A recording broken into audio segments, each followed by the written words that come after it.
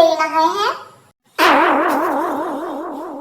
Hello মামা, হ্যাঁ কালকে কিন্তু আমার জন্মদিন, আমার গিফটটা কিন্তু মনে করে সকাল সকালে পাঠাই দিও।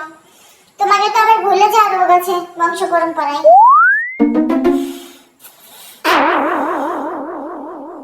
মা, কালকে তোমার জন্মদিন, অনলাইনে একটা ড্রেস অর্ডার দেবো? হ্যাঁ দিবি তো, দিবি না? তোর বাবা তো ছাদে টাকা গাছ লাগাইছে, টুক করে ছিঁড়ে ছিঁড়ে পানি নিয়ে আসবি। দে অর্ডার দে।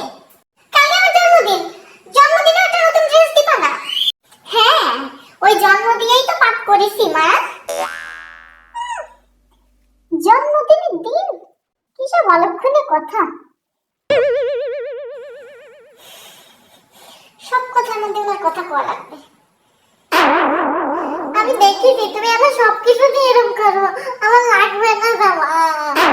হাই, তুমি তো আমার শত্রু, এই জন্য তোমার সাথে আমি সবসময় এরকম করি।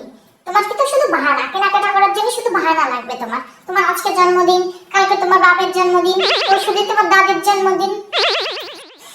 ধুর, ভালো লাগে না। হ্যাঁ গো বৌমা, আজকে তুমি এটার জন্মদিন, একটা নতুন জামা কিনে দিলে কি এমন ক্ষতি হয় তোমার শুনি আমি? টাকা নাই।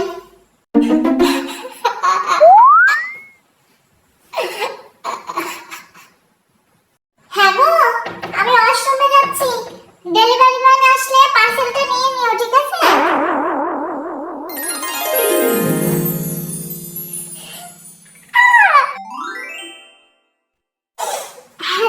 মা, তুমি আমার জন্য অনলাইনে জামা অর্ডার দিছো? আগে তো বললি এত কান্নাকাটি করতাম না। আগে না, তোমার জন্য না, আমার নিজের জন্য শাড়ি অর্ডার দিছি তোমার জন্মদিনে পরার জন্য। পাশের বাসার সব মহিলারা আসবে, তোমার বাবার চোখ দেখে তো ছাড়া বড়া হয়ে যাবে না।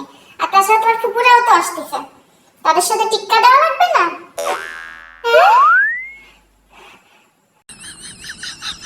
এই জীবনে আর রাখতে হবে না।